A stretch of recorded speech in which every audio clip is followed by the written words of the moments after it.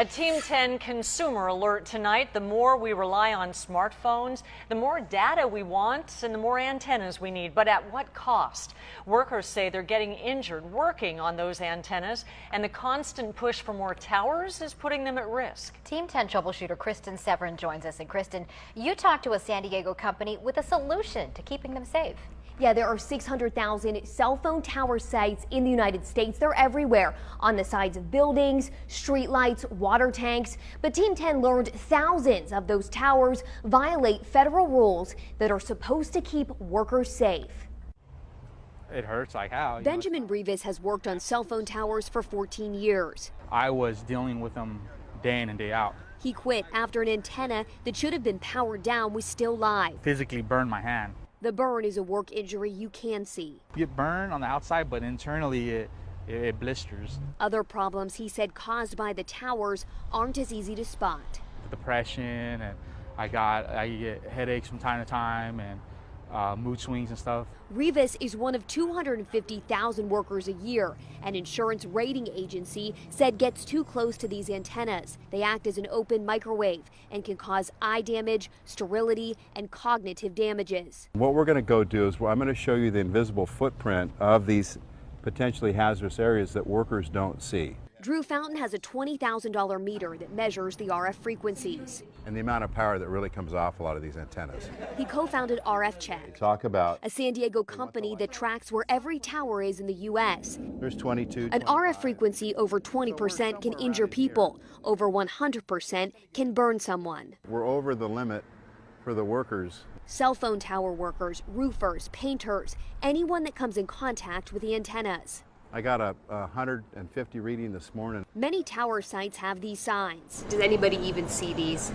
Signs are dismissed by workers. This doesn't really say anything beyond this point. The law requires that the workers be made aware of these areas before they get near them, and that's not being done today. Since 1985, the FCC has required workers be made aware of these dangers, but doesn't say how to alert them.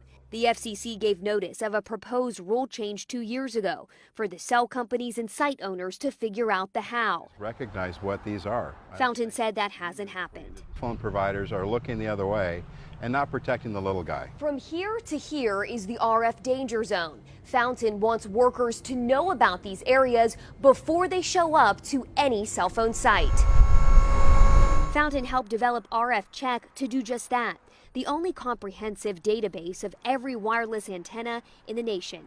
They're working with the FCC to get it used across the entire industry. Workers would check the tower sites before any job. RF Check would be paid for like E911. That's the fee we pay for emergency services, so you could see a few cents more on your cell phone bill, but they are still trying to figure out that exact amount. I'm Team 10 troubleshooter Kristen Severin. All right, Kristen. Imagine the implications of a weapon with no visible trace. A weapon that could knock out tanks, ships, and planes as fast as the speed of light. The same technology with modifications could disorient and even tranquilize military personnel, rendering them virtually helpless in the battle zone. These are the new weapons of war we will examine in this series. For the past 40 years, the world has been riveted by the threat of nuclear war, and more recently by the prospect of space defenses using lasers and other modern technologies. But while both sides at the Geneva summit will be focusing on these matters, progress is being made in even newer weapons that could render any arms agreement relatively useless. Lightning is the most dramatic form of energy to be found in nature. Scientists have succeeded in creating limited types of artificial lightning, and some think that these could be the forerunners of a new type of directed energy weapon, part of a family of weapons which operate within the radio frequency segment of the electromagnetic spectrum and are thus referred to as radio frequency weapons. Dr. James Frazier has researched electromagnetic effects for the Air Force for over 10 years, and he, like a small but growing number of weapons experts, feels that radio frequency, or RF weapons, could be the wild card in the ongoing arms race. You could have tremendous amounts of radiative power, and what you did with that power then is a matter of engineering design and what your goal is. Robert Bass, a physicist and PhD in mathematics, is working on U.S. weapons research. He says that the Soviets seem to be ahead in a number of areas, and especially in RF weapons. We are behind the Soviet Union in directed energy weapons based on 60 gigahertz microwave beams. Dr. Bass and others feel the most likely form of Soviet RF weaponry would be high-powered microwaves, similar to a focused, ultra-high-intensity radar beam. It would literally cook humans and knock out computers and electronic surveillance and communications gear. An operational RF weapon, relatively cheap and reusable, could devastate sophisticated and expensive war machinery.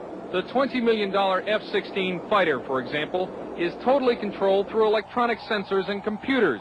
With no manual flight controls, the plane would literally fall out of the sky after being hit with a high-intensity pulse of microwave radiation. Scientists say that microwaves and other types of RF pulses operating at specific frequencies or windows can be transmitted with little or no loss of power.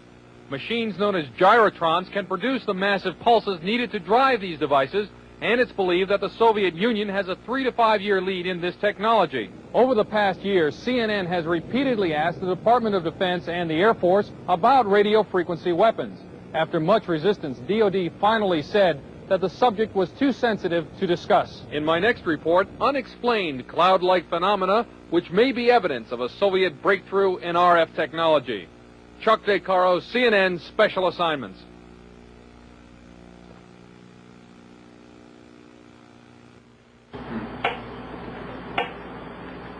This is a Soviet LIDA machine. It transmits low-energy radio pulses between 0 and 100 cycles per second. In the Soviet Union, LIDAs have been used for years to tranquilize psychiatric patients without physical contact. This sound, which is received by shortwave radios in the United States, is generated by another Soviet radio frequency device. It is known as the woodpecker because of its tapping noise. It is broadcast by a number of high-powered radio transmitters operating deep in the Soviet Union since July 4th, 1976.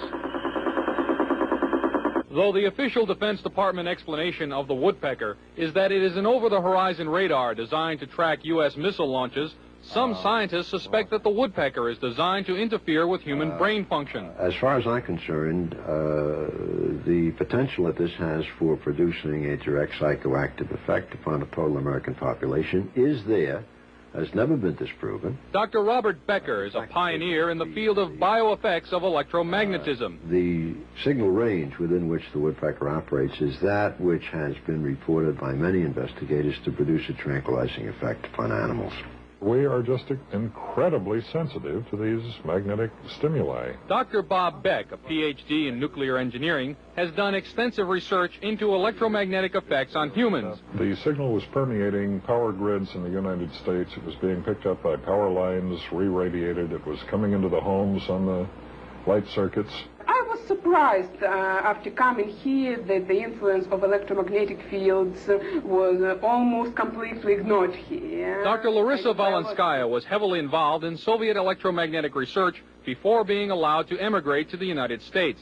She told CNN about Soviet research in electromagnetic effects. They demonstrated theoretically and also demonstrate experimentally that low frequency, low energy electromagnetic fields also can possess biological efficiency because any field not only carries energy but also carries information. She stated that the research was carried out on orders from the Soviet government. Of course, the military were extremely interested in this potential of remote influence. Is the United States military working in the field of electronic mind control? Officially, the Department of Defense will not comment because the subject area is, quote, too sensitive. But CNN has learned from this government scientist who did not want to be identified that a Navy laboratory conducted research into the use of an RF device for counterterrorism and special operations. It's possible to entrain a certain percentage of a population, apparently, with weak magnetic fields. The study also showed that RF signals could dissolve certain types of rat brain cells at a distance, causing disorientation and nausea. According to the scientist, even though the program was successful, the government never followed up on it. Dr. James Frazier did electromagnetic research for the U.S. Air Force for many years. At one time, he proposed a battlefield RF weapons system. You could make a an antenna that would be carryable by a helicopter, and that this could be expected to produce a wide variety of symptoms, actually, by humans who happen to be standing in the beam. According to Dr. Fraser, the Air Force never followed up. At Lawrence Livermore Laboratory, another RF weapons concept is nicknamed the brain bomb. According to the book Star Warriors, the brain bomb would focus a nuclear blast into a huge pulse of low-frequency RF energy that would stun huge numbers of troops. Apparently, it too has not yet been funded. The Department of Defense will not comment about Soviet RF weapons, or if American RF weapons development is going forward. However, experts interviewed by CNN say that the Soviets are apparently ahead and could exploit that lead in a surprise strategic move, a move that could have grave consequences for the United States. From Washington, this is Chuck DeCaro, CNN's Special Assignments. This is a Tesla coil. It was invented some 90 years ago, but now a growing number of experts in the United States feel that it may form the basis of a new generation of Soviet weapons. They are known as radio frequency, or RF weapons, because they operate in the radio frequency spectrum. Their existence is noted in this U.S. Department of Defense publication, which says the Soviets could use them to destroy components of missiles, to interfere with radar and other electronic systems, and even to alter human mind functions. The concept of RF weaponry was predicted at the turn of the century by Nikola Tesla, an American who had emigrated from Yugoslavia. He is best remembered as the man who invented alternating current electricity. In 1899, Tesla built this giant coil which produced 10 million volts of artificial lightning. From it, he theorized the possibility of death rays. This and many other of his ideas about the physics of electricity were ridiculed by the scientific establishment. Pure science is not a sure thing. You can't predict what's going to work out and what's not going to work out. Robert Golka, a research scientist, built a replica of the Tesla coil about 80 years later. Golka was trying to produce a phenomenon known as ball lightning. He also used the Tesla coil to conduct testing for the U.S. Air Force. What I was doing was setting in maybe 5-foot-long models of advanced fighter aircraft, and we would want to try to find out which part of the airplane was more vulnerable to lightning strikes, whether it was a wingtip or the canard where the pilot sat. These experiments could also demonstrate the effect of the electromagnetic pulse of a nuclear blast, and Golka says the effect of RF weapons as well. Golka thinks that Tesla's theory that electromagnetic power could be transmitted through the Earth and its atmosphere without wires is a key element in the Soviet Union's work on RF weapons. Tesla's novel weapons theories were generally ignored in the United States. Nikola Tesla died in 1943, and after the Second World War, all his papers and effects were shipped to his native Yugoslavia, where they were enshrined in a museum. Some say that that museum proved to be a gold mine for Soviet weapons scientists. We haven't even formally, so far as I know, to ourselves admitted that these weapons exist in the hands of the Soviet Union. Weapons analyst Tom Bearden, a retired U.S. Army lieutenant colonel, is among a small group of scientists and engineers who believe that the Soviets have perfected Tesla's ideas and are developing radio frequency weapons on a scale unimagined in this country. There have been a series of tests of these kinds of weapons, apparently, for a number of years. For example, airliners from Iran, before the fall of the Shah, saw deep within the Soviet Union very large, glowing spherical balls of light, which started out small and then expanded to very large size, which are apparently these kinds of weapons for use in an anti-ballistic missile defense role. Bearden believes that these satellite photographs are of mysterious non-nuclear explosions near an uninhabited island in the East Siberian Sea, and that they are discharges from an RF weapon that uses intersecting energy beams called scalars. In doing so, you can create, for example, either an electromagnetic explosion at a distance, or you can create an electromagnetic implosion at a distance, the extraction of energy from a distant point. This would look like a cold explosion, so to speak. And I believe the thing on April the 9th, 1984, off the coast of Japan, that involved several 747 jet airliners, I believe that incident was a test of a cold explosion weapons. At least it met all the characteristics. Pilot Doug Happ was in one of the 5 airline crews that saw an incredibly large cloud rising from the moonlit overcast below. It looked like a plate coming up through an overcast, but it just kept expanding.